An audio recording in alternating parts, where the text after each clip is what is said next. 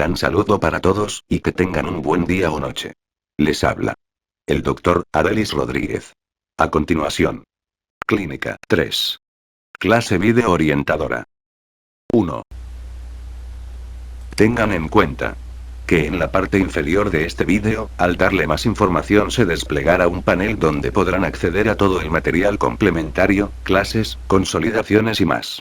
Y recuerden que si este material es de su agrado pueden colaborar, suscribiéndose para recibir más vídeos.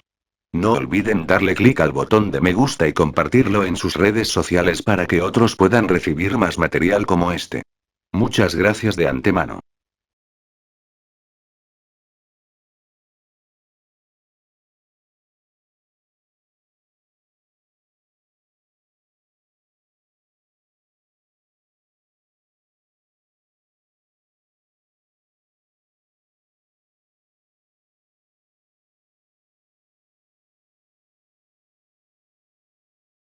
Reciban nuestro saludo al iniciar el 9º trimestre del programa de formación del médico integral comunitario.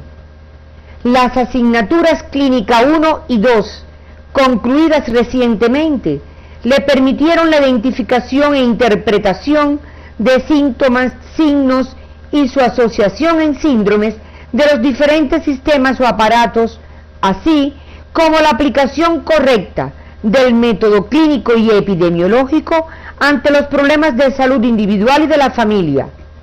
La asignatura Clínica 3, que se inicia en el día de hoy, se apoyará en estos conocimientos y de otras disciplinas y especialidades médicas y tendrá entre sus objetivos aplicar el método clínico y epidemiológico a partir de la prevención, definición correcta del diagnóstico, la evolución, las complicaciones, el pronóstico, el tratamiento y la rehabilitación de las entidades nosológicas de procesos infecciosos y parasitarios, de procesos del sistema nervioso, respiratorio y cardiovascular, utilizando adecuadamente la tecnología y la terapéutica en función del médico integral comunitario.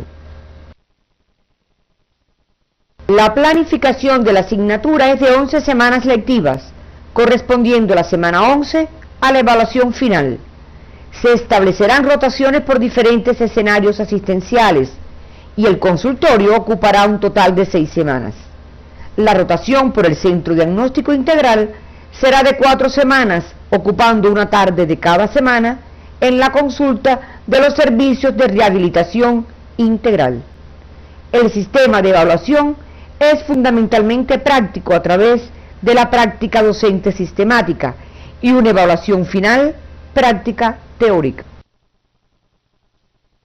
La asignatura tiene un total de 381 horas que incluyen 12 horas de guardia semanal, privilegiada la práctica docente con 326 horas y 51 horas dedicadas al encuentro docente.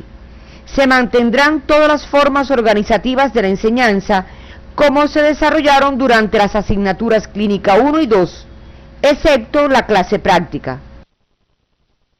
La actividad de hoy corresponde a 4 temas del capítulo de las enfermedades infecciosas y o parasitarias: el dengue y su forma clínica, el dengue hemorrágico, la fiebre amarilla y el paludismo. Durante decenios se han logrado adelantos espectaculares en la profilaxis y tratamiento de las enfermedades infecciosas. A pesar de ello, estas siguen siendo una causa importante de morbilidad y muerte en el mundo.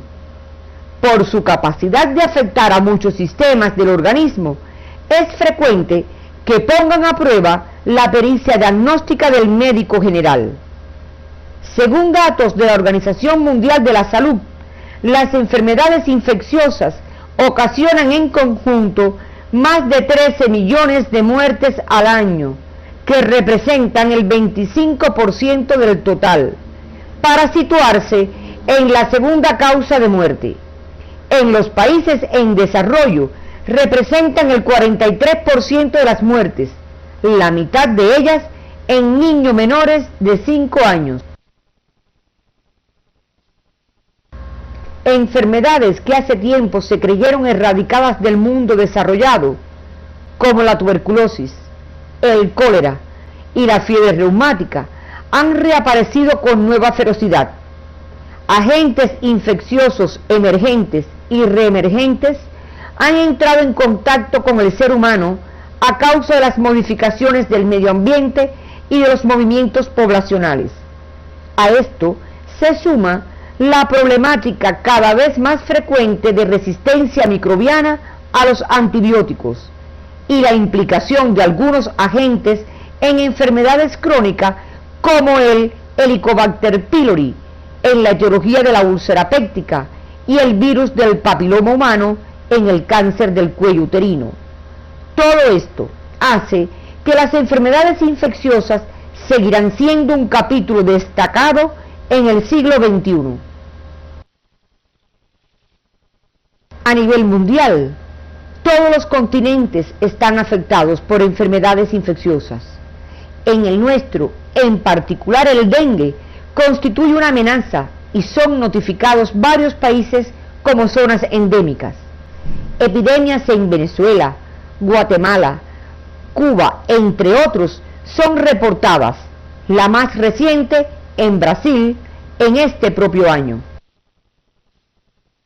Al concluir la actividad orientadora de hoy, serán capaces de vincular los contenidos sociomédicos, morfofisiopatológicos y semiológicos con las enfermedades infecciosas y parasitarias objeto de estudio en el día de hoy.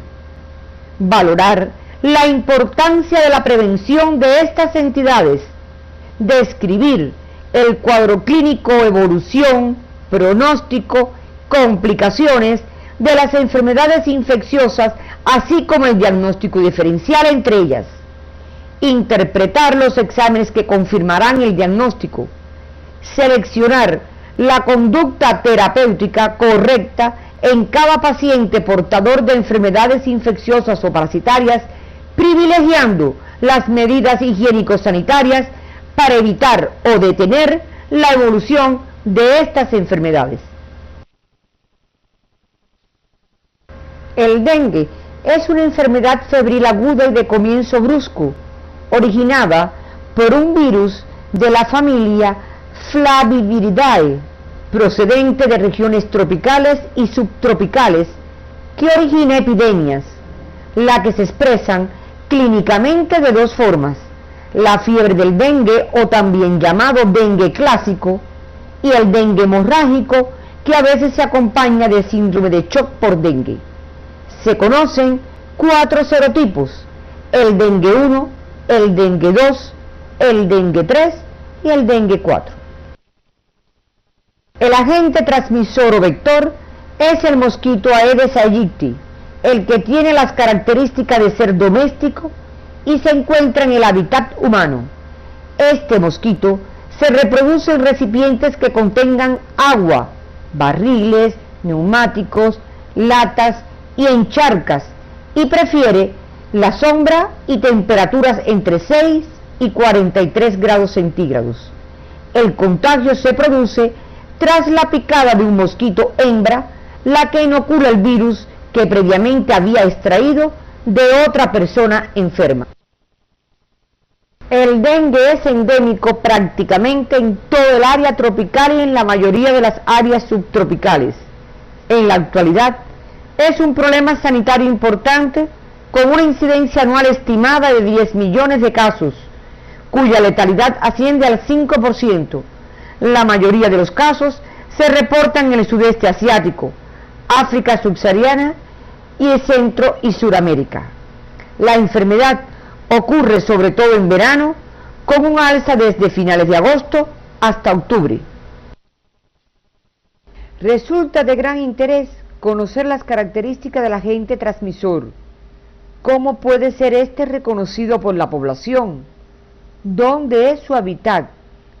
¿Cómo combatir su reproducción? ¿Cómo protegerse de él? ¿Cómo educar de forma individual y colectiva a las comunidades? Ya que esto constituye la única forma eficaz de erradicar esta terrible enfermedad.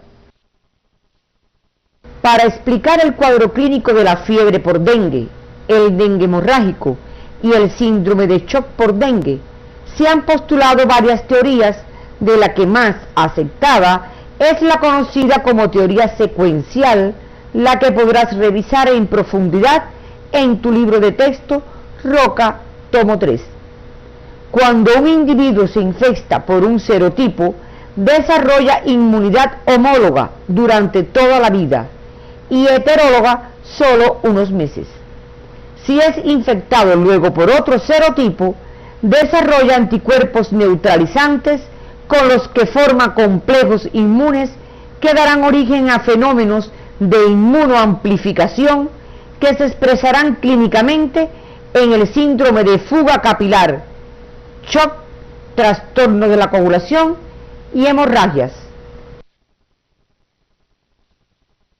A continuación, abordaremos el cuadro clínico de la fiebre por dengue, también llamado dengue primario o clásico. Este es un cuadro usualmente benigno y autolimitado. Tiene un periodo promedio de incubación entre 7 a 10 días después de la picada.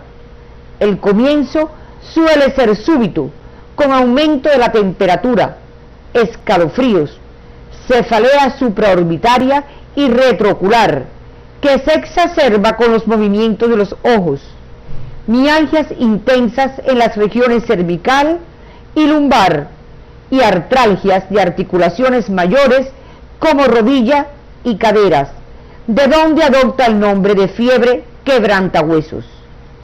Entre el tercer y quinto día suele aparecer un exantema pruriginoso y macular en la zona de la cara, cuello y tórax. Entre el cuarto y quinto día la temperatura desciende para luego ascender hasta el día 7 de la evolución. La bradicardia relativa y la hipotensión no son raras. El diagnóstico de esta enfermedad es básicamente clínico-epidemiológico. Se debe sospechar ante todo paciente con fiebre de comienzo brusco, cefalea y mialgias, al que se le asocien factores epidemiológicos e higiénicos sanitarios que favorezcan la infectación. Por ello, el interrogatorio ante todo cuadro febril, dirigido a conocer la procedencia, viajes recientes, condiciones de la familia y la comunidad, son de gran valor para el diagnóstico. Se confirmará esta entidad con pruebas serológicas que se abordarán a continuación. En el hemograma suelen encontrarse hemoconcentración y leucopenia con discreta linfocitosis y desviación a la izquierda. El coagulograma mínimo es normal. Alrededor del sexto día de evolución se hacen positivo los títulos de IgM dengue en el suero del paciente. La evolución suele ser buena y la recuperación de los pacientes con dengue suele ser completa al cabo de 2 a 4 semanas. Raramente se complican con meningoencefalitis, miocarditis, hepatitis reactiva o bronconeumonía. La letalidad es reducida. El pilar principal es la lucha contra el vector, el mosquito Aedes aegypti, en la que debes jugar un papel protagónico en tu comunidad, con la participación de todos los factores. En este caso, se prescribirán y exigirá por las medidas que eviten la propagación de esta enfermedad en caso de existir un paciente en una comunidad con diagnóstico de dengue. Entre estas medidas están el saneamiento y fumigación del área, petrolización de charcos y la educación sanitaria a la población, el uso de mosquiteros y repelente y, fundamental, la pesquisa activa de casos febriles. Profundiza estas medidas en tu libro de texto. En caso de diagnóstico positivo de dengue, el tratamiento se basa en medidas de carácter sintomático y se proscribe el empleo de aspirina como antipirético. Se prefiere, en este caso, el acetaminofén. Dentro del estudio de esta entidad, nos detendremos por su letalidad y complicaciones en el dengue hemorrágico, el cual es una variante del dengue que afecta preferentemente a la población infantil y suele aparecer durante las epidemias de dengue clásico. De esta forma del dengue, debes estudiar y profundizar en su etiología, manifestaciones clínicas, diagnóstico, las evidencias diagnósticas, las complicaciones y el tratamiento en tu libro de texto. En la mayoría de los casos de dengue hemorrágico se aísla el serotipo dengue 2, aunque los otros serotipos pueden ser responsables. El vector más habitual sigue siendo el mosquito Aedes aegypti. Esta forma grave del dengue tiene distribución mundial y reviste especial importancia en Asia y en América. El cuadro clínico es característico. Se inicia con fiebre de forma abrupta, cefalea, dolor retroorbitario y vómitos. Entre el segundo y el tercer día aparece erupción petequial y equimótica en las extremidades, respetando el tórax. En este momento, la prueba del lazo Rumpelli se hace positiva. También se pueden encontrar otros sitios de sangramiento, como son las gingivorragias, sangramiento digestivo y en los sitios de puntura. En la mayoría de los casos es posible detectar hepatomegalia y adenopatías. Cuando la fiebre remite, se instalan derrames en las cavidades serosas y las manifestaciones hemorrágicas empeoran, llegando el paciente a presentar hipotensión y shock. El diagnóstico se sustenta en los datos epidemiológicos y clínicos. En momento de epidemia, la sospecha diagnóstica es rápida. La Organización Mundial de la Salud define al dengue hemorrágico según los siguientes criterios: presencia de fiebre, manifestaciones hemorrágicas, trombocitopenia menor de 100 por 10 a la 9 por litro, hemoconcentración con presencia de hematocrito mayor del 20% del valor basal. Entre los exámenes diagnósticos que te apoyan el diagnóstico de esta entidad se encuentran el hemograma, que se altera precozmente, así como el coagulograma, apareciendo leucocitosis y hemoconcentración, trombocitopenia, tiempo de sangramiento prolongado, déficit de los factores 5, 7, 9, 10 y fibrinógeno. En la química sanguínea se incrementarán las cifras de aminotransferasas. Además, encontrarás hiponatremia e hipoproteinemia. Las pruebas serológicas son de elevado valor diagnóstico, las que se realizan entre el quinto y sexto día de evolución de la enfermedad, en la que aparecen positivos los títulos de IgM dengue. Esta última prueba es de elevada especificidad y sensibilidad. Otras pruebas serológicas seguras y precisas es la reacción de cadena polimerasa, que aún es de difícil adquisición en el mercado internacional. Entre las principales complicaciones están la hemorragia grave en distintos órganos, el shock hipovolémico, la coagulación intravascular diseminada, con oclusiones y hemorragias focales, la insuficiencia hepática, la insuficiencia renal, el síndrome hemolítico urémico y la encefalopatía por dengue. Debes conocer las medidas generales y específicas que se toman ante un paciente con sospecha de dengue hemorrágico. En este caso, el paciente siempre debe ser hospitalizado para una vigilancia continua.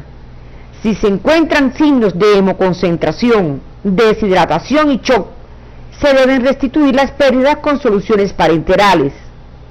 Si hay presencia de hemorragia y es abundante y las plaquetas están por debajo de 100.000 por 10 a la 9 por litro, se debe recurrir al concentrado de plaquetas. No se deben utilizar aspirina ni esteroide en este tipo de paciente. Para profundizar en lo concerniente al tratamiento del dengue hemorrágico, puedes remitirte a tu libro de texto. A continuación, pasaremos al estudio de otra entidad causada por un virus, la fiebre amarilla, enfermedad infecciosa aguda, potencialmente epidémica y muchas veces grave. Es una enfermedad de declaración mundial obligatoria, cuya vacunación se exige antes de viajar a numerosos países. La enfermedad es causada por el virus de la fiebre amarilla, que pertenece a la familia de los tobavirus y al género de los flavivirus. El agente transmisor o vector es el mosquito Aedes aegypti, cuyas características de hábitat, reproducción y mecanismo de infestación ya fueron comentados al estudiar el dengue.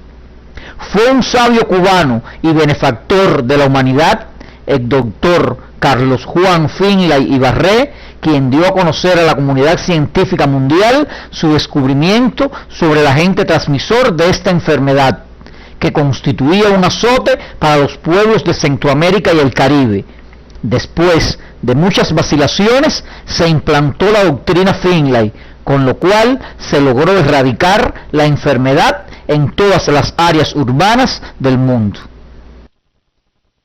La fiebre amarilla es endémica en zonas rurales de África y en América Central y del Sur.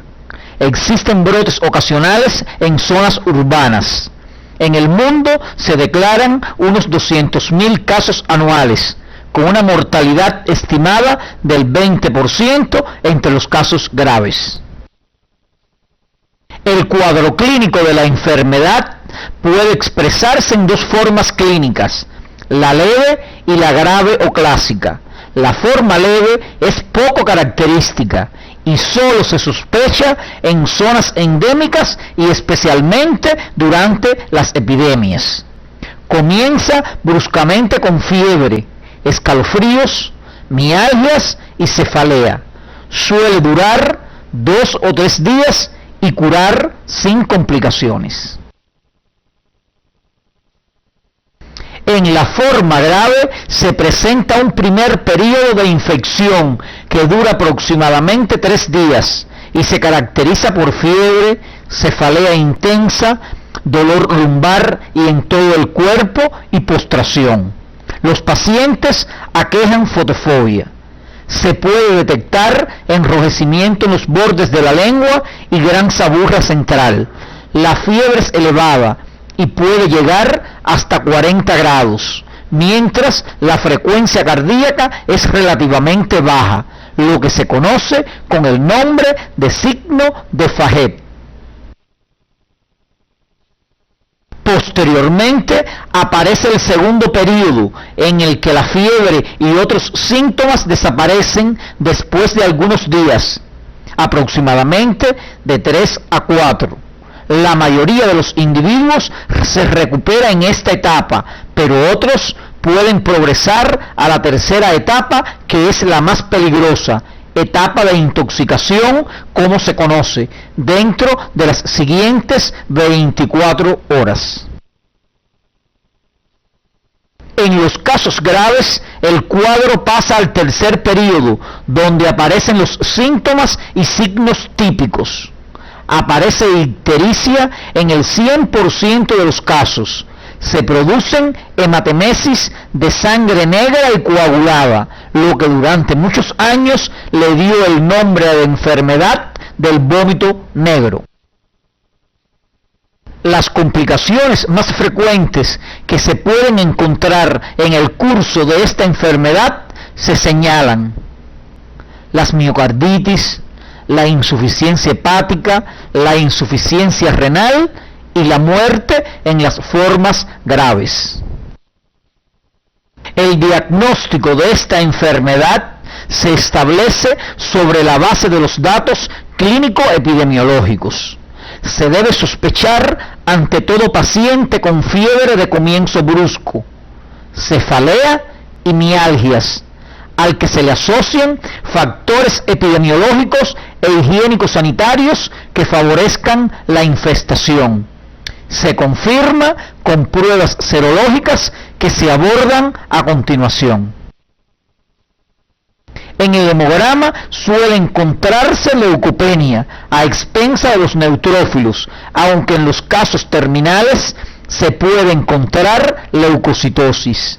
El coagulograma mínimo es normal al inicio, pero después se observa trombocitopenia. También se encuentran prolongados el tiempo de coagulación y el tiempo de protombina. En el 90% de los casos se presenta albuminuria.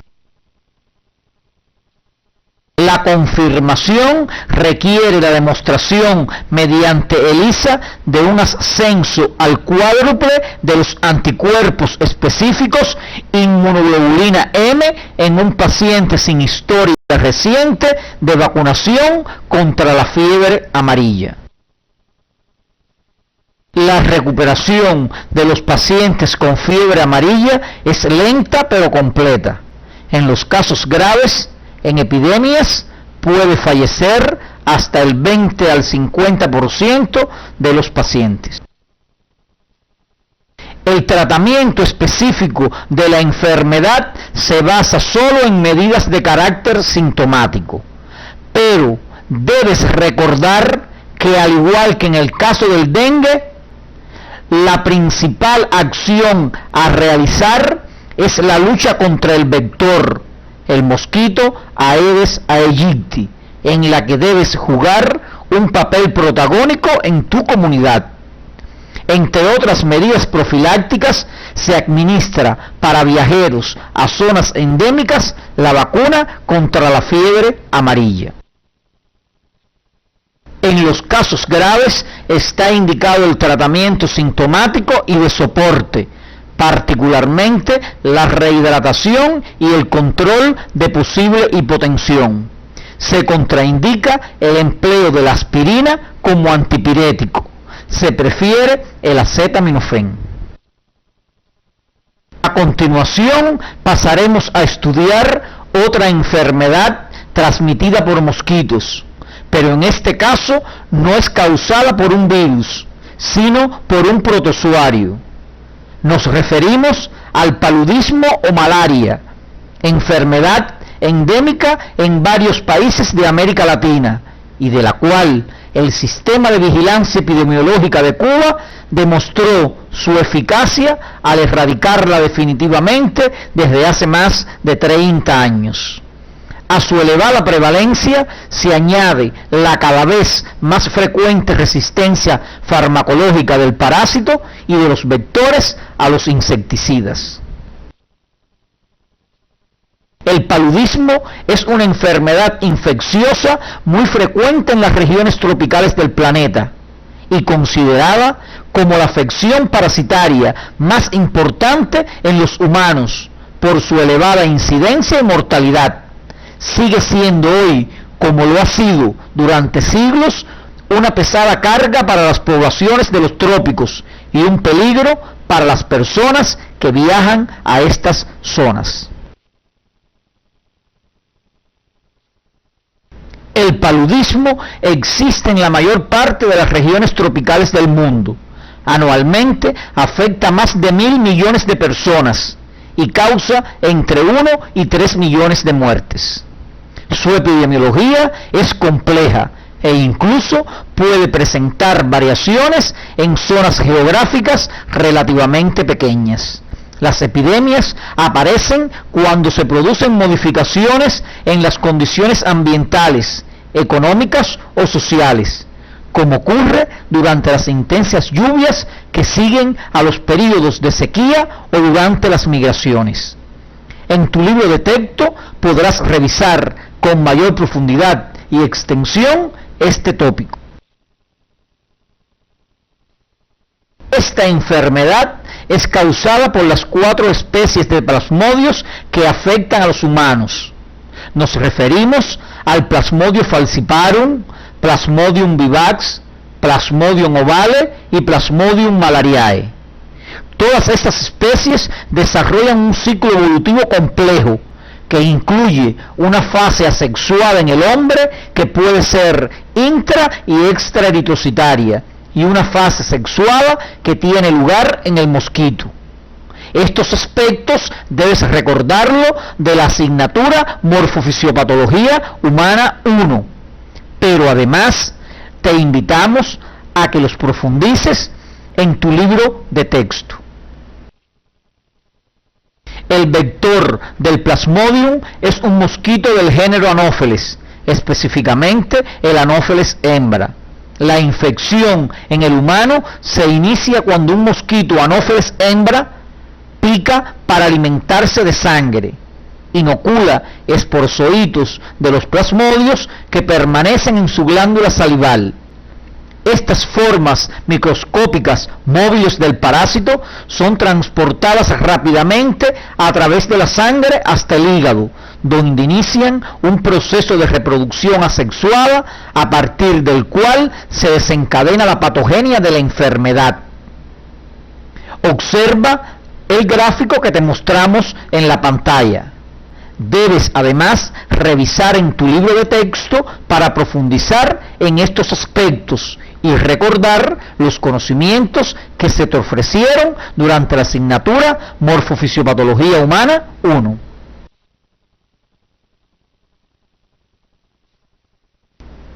Las manifestaciones clínicas dependen del tipo de plasmodio causante y si la persona es previamente sana o si ha padecido infecciones frecuentes. Pero sea cual fuere la especie de plasmodio, el cuadro clínico está dominado por la crisis febril palúdica, característica. Tras horas de malestar general, cefalea y mialgias, aparecen escalofríos con intensa sensación de frío. Tras este periodo frío, que dura de 15 a 60 minutos, aparece el periodo febril, con ruborización facial, piel seca y elevaciones térmicas que pueden alcanzar los 41 grados centígrados. Este estadio suele durar de 2 a 6 horas. El tercer periodo o de lisis dura de 2 a 4 horas y se caracteriza por gran sudación o diaforesis, descenso de la temperatura, abatimiento y somnolencia.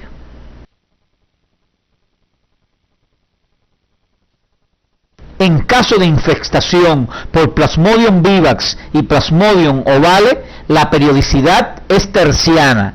Cuando es por Plasmodium falciparum, la periodicidad de la crisis es irregular. La enfermedad por Plasmodium malariae es la más crónica de todas las formas.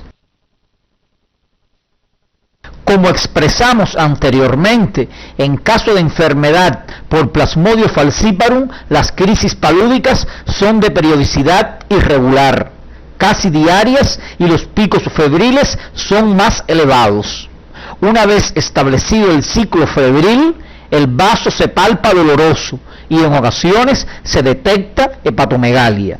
Suele aparecer ictericia como manifestación de hemólisis. El 30% de estos pacientes fallece dentro de los primeros 15 días si no se diagnostica y trata adecuadamente. Las complicaciones son graves, siendo las más frecuentes en caso de enfermedad por Plasmodium falciparum. Entre las más frecuentes y temidas se encuentran el paludismo cerebral con manifestaciones meningoencefalíticas y estado comatoso, anemia hemolítica y por secuestro, la coagulación intravascular diseminada, la hipoglicemia y el distrés respiratorio por parasitemia elevada y sobrehidratación. Otras complicaciones que aparecen en el curso de la enfermedad son insuficiencia renal aguda por hipovolemia y tubulopatía, rotura esplénica más frecuente en parasitaciones por Plasmodium vivax. Puede ser espontánea, pero en la mayoría de los pacientes ocurre cuando se palpa de forma agresiva el hipocondrio izquierdo.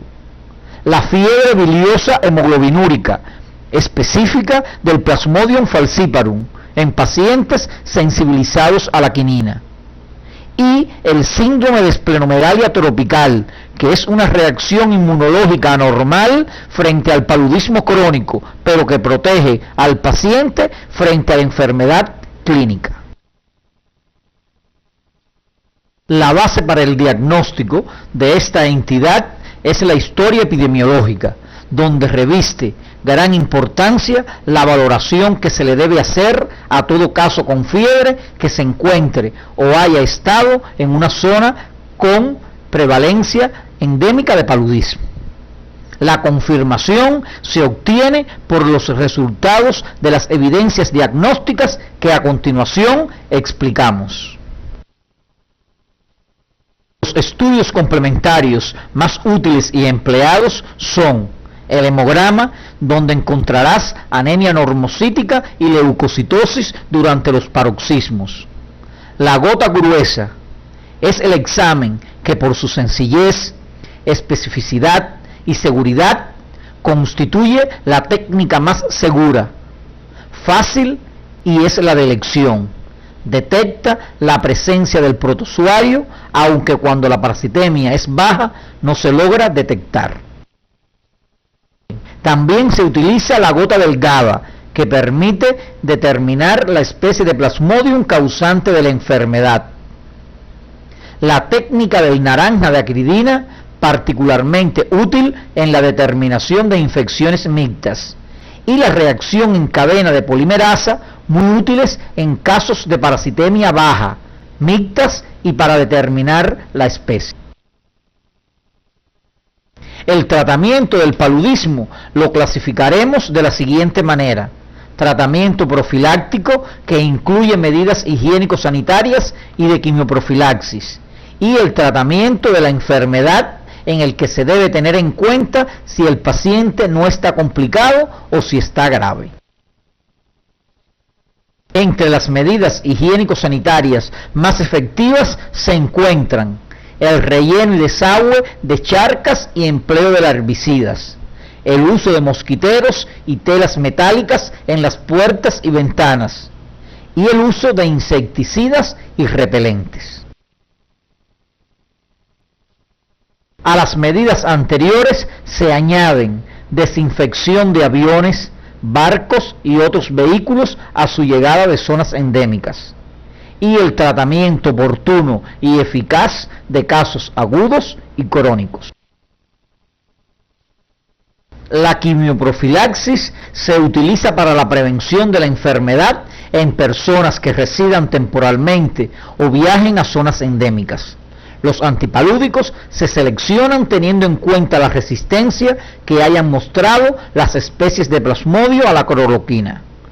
En zonas donde no se haya detectado resistencia, se emplea el fosfato de cloroquina o diclorhidrato de amodiaquina. En regiones donde sí hay resistencia a la cloroquina, se emplea el fosfato de cloroquina o diclorhidrato de amodiaquina, pero asociados a fansidar, que es un compuesto de pirimetamina y sulfadoxina. Para prevenir las recaídas se utiliza el fosfato de primaquina. Para un estudio más detallado sobre este esquema y las dosis de los medicamentos a emplear, debes revisar tu libro de texto.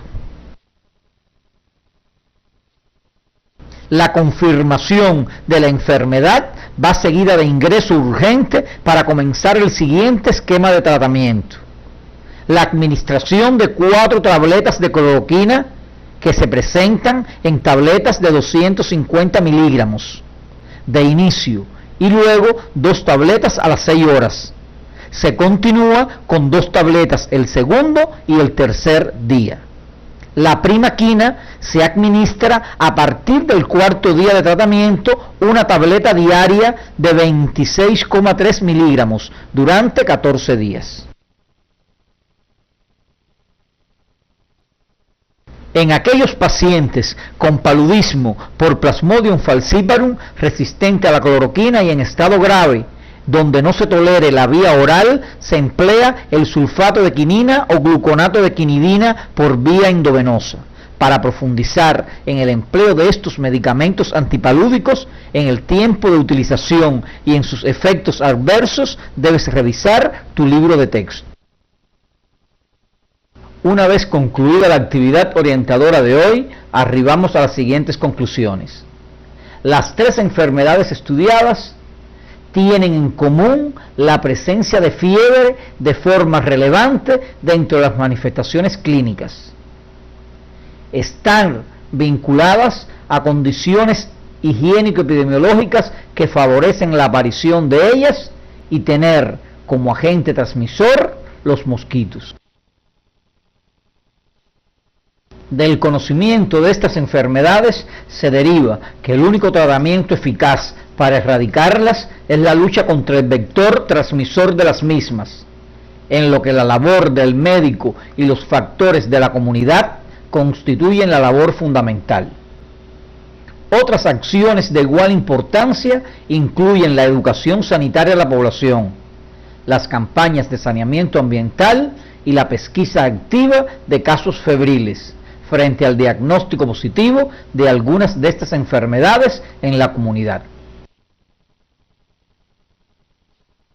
El diagnóstico en estas entidades es fundamentalmente clínico-epidemiológico, por lo que el interrogatorio exhaustivo permitirá precisar las características clínicas específicas de cada una de ellas para establecer el diagnóstico diferencial, confirmado por los resultados de los exámenes diagnósticos propios de cada una de ellas. El dengue clásico tiene una evolución satisfactoria, sin embargo, condiciona la aparición de la forma clínica dengue hemorrágico, que es de alta letalidad por sus complicaciones en el paciente. Ante todo paciente con cuadro febril agudo procedente de zona endémica de paludismo, resulta obligatorio realizar la gota gruesa para la pesquisa activa de esta entidad. Dentro del capítulo de enfermedades parasitarias, la enfermedad de Chagas ocupa un lugar relevante en varios países del continente americano. Su evolución, una vez contraída la enfermedad, conlleva la muerte en edades económicamente activas, por afectación de órganos vitales como el corazón.